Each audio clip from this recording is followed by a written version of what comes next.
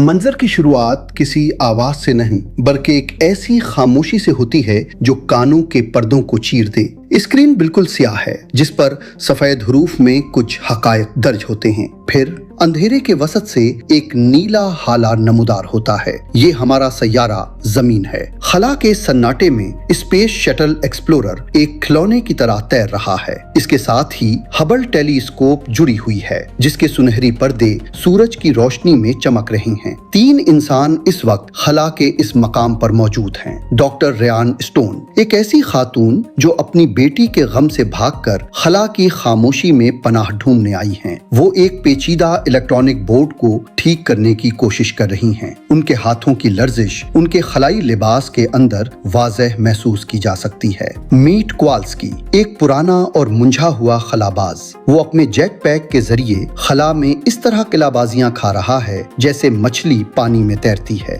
इसके चेहरे पर एक शरारती मुस्कुराहट है और वो मुसलसल ह्यूस्टन को अपनी पुरानी कहानियां सुना रहा है। अभी सब कुछ नॉर्मल लग रहा था कि अचानक ह्यूस्टन की आवाज में एक ऐसी संजीदगी आई जो खतरे का पेश खैमा थी। ह्यूस्टन ने इत्तला दी कि रूस ने अपने एक पुराने सैटेलाइट को मिसाइल से तबाह कर दिया है। इस धमाके से निकलने वाला मलबा अब एक बेकाबू तूफान बन चुका है। ये मलबा दूसरे सैटेलाइट से टकरा रहा है और उनके टुकड़े भी इस तूफान का हिस्सा बन रहे हैं। ह्यूस्टन, एक्सप्लोरर, मिशन फौरी तौर पर खत्म करें। मलबा आपकी तरफ 17,000 मील फी घंटा की रफ्तार से आ रहा है। फौरी तौर पर अंदर दाखिल हो। मीट, सब कुछ छोड़ो। रेयान, अभी के अभी अलग हो जाओ। लेकिन अब बहुत देर हो चुकी थी। खला में चूंकि हवा नहीं है इसलिए मलबे के आने की कोई आवाज नहीं आई। अचानक टेलीस्कोप के पुर्जे उड़ने लगे। धात के छोटे छोटे टुकड़े गोलियों की तरह शटल के आर पार होने लगे। एक टुकड़ा शारून के हेलमेट के बीच से गुजर गया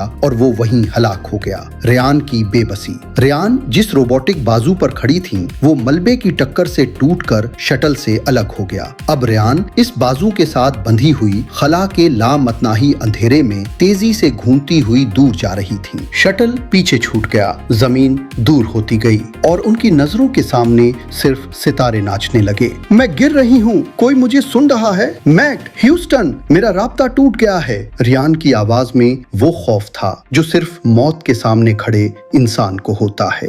कई मिनटों तक खला में तन्हा घूमने के बाद जब रेयान की ऑक्सीजन खतरनाक हद तक कम हो गई तो मैट क्वालिस्की की आवाज रेडियो पर एक मौजज़े की तरह गूंजी। मैट अपने जेट पिक का आखिरी ईंधन इस्तेमाल करते हुए रेयान की तरफ बढ़ रहा था। उसने अंधेरे में रेयान की टार्च की रोशनी देख ली थी। मैट ने बड़ी महारत से रेयान को पकड़ लिया और एक लंबी रस्सी के जरिए खुद को और रेयान को आपस में बांध लिया। वो दोनों अब एक दूसरे के सहारे खला में तीर रहे थे। जब वो वापस अपने शटल एक्सप्लोरर पहुंचे तो वहां का मंजर देखकर उनके कदमों तले से जमीन निकल गई। शटल मुकम्मल तौर पर तबाह हो चुका था। उनका सारा अमला मर चुका था। अब इस पूरी कायनात में वो सिर्फ 2 इंसान थे जो जिंदा थे, लेकिन उनके पास ना घर था, ना राब्ता और ना ही ज्यादा वक्त। मैट ने रेयान का हाथ पकड़ा और कहा, हमें यहाँ से निकलना होगा। सामने देखो, वो छोटा सा सितारा जैसा नुक्ता इंटरनेशनल स्पेस स्टेशन है। वहाँ एक लाइफ बोट मौजूद होगी।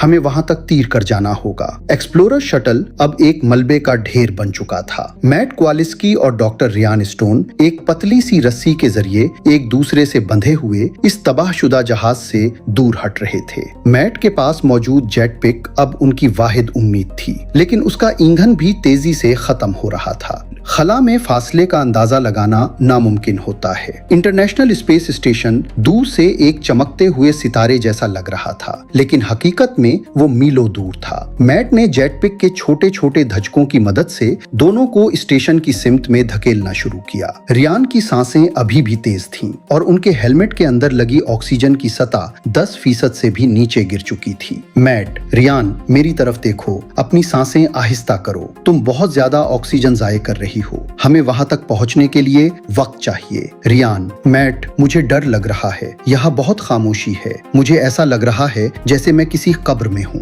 जैसे जैसे वो ISS के करीब पहुंचे, उन्हें अंदाजा हुआ कि वो स्टेशन भी सलामत नहीं रहा। मलबे की वजह से उसका एक बड़ा हिस्सा टूट चुका था और वहां मौजूद सोयूज कैप्सूल का पैराशूट पहले ही खुलकर स्टेशन के ढांचे में फंस चुका था। उनकी रफ्तार बहुत ज्यादा थी और जैक पिक का ईंधन बिल्कुल खत्म हो चुका था। वो तेजी से स्टेशन की तरफ बढ़े और एक जोरदार धमाके जैसी आवाज जो सिर्फ उनके लिबास के अंदर सुनाई दी के साथ स्टेशन के शमसी पैनल्स से टकराए। झटका इतना शदीद था कि रियान स्टेशन से बाहर खला की तरफ उड़ने लगी। उनका पैर पैराशूट की रस्सियों में उलझ गया, लेकिन दूसरी तरफ मैट कोवाल्स्की का वजन उन्हें खींच रहा था। रस्सी अब खींचकर सीधी हो चुकी थी और पैराशूट की कमजोर डोरियां टूटने वाली थीं। अगर मैट ने खुद को अलग ना किया होता तो रियान भी उनके साथ खला की गहराइयों में खिंच जाते। मैट, रियान, रस्सियां नहीं संभाल पाएंगी, तुम्हें जीना है, तुम्हें वापस जाना है।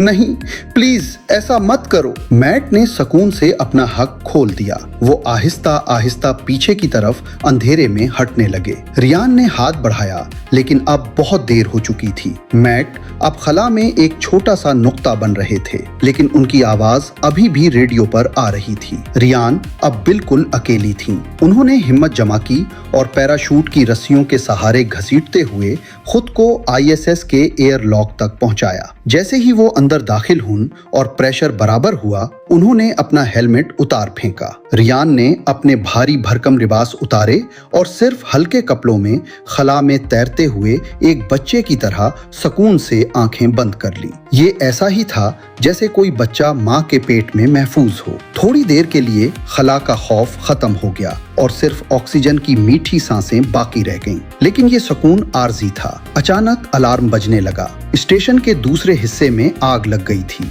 और अब रियान को वहां से निकलने के लिए सोयूज कैप्सूल तक पहुंचना था, जो कि उनकी जमीन पर वापसी की आखिरी उम्मीद थी। वो दीवारों से टकराती हुई सोयूज कैप्सूल की तरफ बढ़ी। आग की लपटें उनके पीछे थीं और स्टेशन के अंदर का दर्जा हरारत तेजी से बढ़ रहा था। वो बड़ी मुश्किल से कैप्सूल के अंदर दाखिल हुई और दरवाजा बंद कर दिया। जैसे ही उन्होंने कैप्सूल को स्टेशन से अलग करने का बटन दबाया, उन्हें एक झटका महसूस हुआ। सोयूज का पैराशूट स्टेशन के ढांचे में बुरी तरह फंस चुका था। अगर वो इसी हालत में इंजन स्टार्ट करती तो कैप्सूल वहीं फट जाता।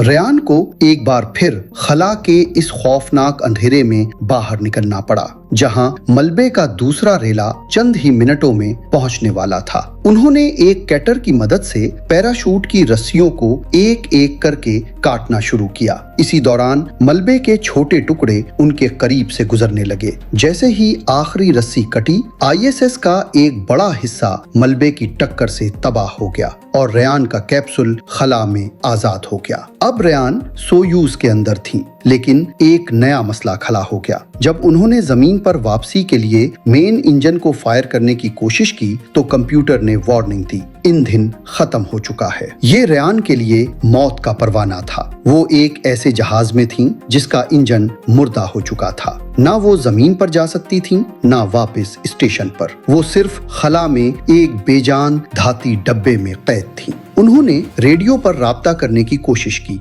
लेकिन मवासलाती सैटेलाइट्स पहले ही तबाह हो चुके थे। ट्यूनिंग करते हुए उन्हें एक जमीन से आने वाला सिग्नल मिला। ये कोई हैम रेडियो इस्तेमाल करने वाला शख्स था जिसका नाम आन गांग लग रहा था। वो रियान की जबान नहीं समझ रहा था, लेकिन रियान को वहां से किसी बच्चे के रोने और कुत्ते के भौंकने की आवाजें आ रही थीं। तुम्हारा कुत्ता बहुत प्यारा भौंक रहा है, काश मैं भी वहां होती। क्या तुम मेरे लिए दुआ करोगे? मैं मरने वाली हूँ और मुझे नहीं मालूम कि दुआ कैसे मांगते हैं। रियान ने हार मान ली। उन्होंने कैप्सूल की ऑक्सीजन सप्लाई कम कर दी ताकि वो खामोशी से सो जाएं और कार्बन डाइऑक्साइड की ज्यादती से उनकी मौत वाक़ई हो जाए। उन्होंने आंखें बंद कर ली और मौत का इंतजार करने लगी। जब रियान बेहोशी की हालत में थी, अचानक कैप्सूल की खिड़की पर दस्तक हुई। दरवाजा खुला और मीट कोवाल्स्की मुस्कुराते हुए अंदर दाखिल हो गए। मंजर की तफसील। मीट ने आराम से ऑक्सीजन का मास्क लगाया और हमेशा की तरह चटकले छोड़ने लगे। तुमने इतनी जल्दी हार मान ली? रियान, अभी तो पार्टी शुरू हुई है, तुम जिंदा हो? तुम यहाँ कैसे आए? सुनो, तुम्हें मेन इंजन की जरूरत नहीं है। लैंडिंग रॉकेट्स के बारे में सोचो, वो अभी भी काम कर रहे हैं। उन्हें इस्तेमाल करो और सामने नजर आने वाले चीनी खलाई स्टेशन त्यांगोंग तक पहुंचो। वहां से शिंजो कैप्सूल तुम्हें जमीन पर ले जाएगा। अचानक रियान की आंख खुली। कैप्सूल में कोई नहीं था। मीट वहां नहीं आए थे। वो सिर्फ रियान के लाशऊर का एक ख्वाब या तसव्वुर था जिसने उन्हें जिंदा रहने का रास्ता दिखाया था। रियान के चेहरे पर एक नई चमक आई। उन्होंने हिम्मत जमा की और बुलंद आवाज में कहा, ठीक है मीट, मैं समझ गई, अब लड़ने का वक्त है। उन्होंने जल्दी से सोयूज़ कैप्सूल के मैनुअल को देखा। मैन इंजन में ईंधन नहीं था, लेकिन लैंडिंग रॉकेट्स जो जमीन पर उतरते वक्त झटका कम करने के लिए इस्तेमाल होते हैं, अभी भी कारामद थे। रियान ने हिसाब लगाया। चीनी खलाई स्टेशन त्यांगोंग उनसे कुछ किलोमीटर के फासले पर था और तेजी से जमीन की तरफ गिर रहा था, क्योंकि मलबे की वजह से उसकी मदार खराब हो चुकी थी। रियान ने सही वक्त पर लैंडिंग रॉकेट्स को फायर किया। एक जोरदार धचका लगा और सोयूज़ कैप्सूल गोली की तरह चीनी स्टेशन की सिमत में रवाना हो गया। जब वो स्टेशन के करीब पहुंचे तो सोयूज़ की रफ्तार बहुत ज्यादा थी। रियान ने कैप्सूल से बाहर छलांग लगा दी, लेकिन अब उनके पास कोई जैक पीक नहीं था। वो खला में ताइर रही थीं और स्टेशन उनके हाथ से निकल रहा था। अचानक उनकी नजर एक आग बुझाने वाले सिलेंडर पर पड़ी। रियान ने सिलेंडर का वाल्व खोला। उससे निकलने वाली गैस के प्रेशर ने उन्हें एक छोटे रॉकेट की तरह धकेला। वो खला में कुलाबाजियां खाती हुई सिलेंडर को बतौर इंजन इस्तेमाल करके त्यांगोंग के हैंडल तक पहुंचने में कामयाब हो गई। त्यांगोंग स्टेशन अब जमीन की फजा के ऊपरी हिस्सों से टकरा रहा था। रगड़ की वजह से स्टेशन के गिर्द आग लगना शुरू हो गई थी। रियान तेजी से चीनी कैप्सूल शिंजो के अंदर दाखिल हुई। चीनी कैप्सूल के तमाम कंट्रोल्स चीनी जबान में थे। रियान ने मीट कुआलिस्की की एक और बात याद की। तरबियत में तमाम कैप्सूल एक जैसे होते हैं, बस बटनों की जगह याद रखो। उन्होंने आंखें बंद करके सही बटन दबाए। शिंजो कैप्सूल चीनी स्टेशन से अलग हो गया, जबकि बाकी स्टेशन आग के शोलों में तब्दील होकर जमीन की तरफ गिरने लगा। जैसे ही कैप्सूल जमीन की फजा में दाखिल हुआ, बाहर का दर्जाए हरारत हजारों डिग्री तक पहुंच गया। खिड़की से बाहर सिर्फ आग के सुर्ख शोले नजर आ रहे थे। कैप्सूल बुरी तरह हिल रहा था और आवाज का शोर इतना था कि कान फट रहे थे। इस बार रियान खौफजदा नहीं थीं। वो ऊंची आवाज में हंस रही थीं और चीख रही थीं। एक जोरदार धमाके और पैराशूट के खुलने के बाद शिंजो कैप्सूल एक झील के बीचों बीच आ गिरा। चारों तरफ धुआं था और कैप्सूल पानी में डूब रहा था। रियान ने जल्दी से दरवाजा खोला, लेकिन पानी इतनी तेजी से अंदर आया कि वो बाहर नहीं निकल पा रही थीं। वो एक बार फिर मौत के करीब थीं। उन्होंने अपना भारी खलाई लिबास पानी के अंदर ही उतारा और तैरती हुई झील की सतह पर आईं। रियान ने झील के किनारे पर पहुंचकर कीचड़ और रेत को अपने हाथों में भरा। उन्होंने मिट्टी को सूंघा और उसे चूमा। जमीन की कशिश सिकल उन्हें अपनी तरफ खींच रही थी। वो इतनी कमजोर हो चुकी थीं कि खड़ी नहीं हो पा रही थीं। रियान ने हिम्मत जमा की, अपने लड़खड़ाते हुए कदमों पर खड़ी हुई और जमीन पर पहला कदम रखा। कैमरा उनके चेहरे पर फोकस करता है, जहां एक फातिहाना मुस्कुराहट और आंखों में आंसू हैं। वो अब आजाद थीं, वो अब जिंदा थीं।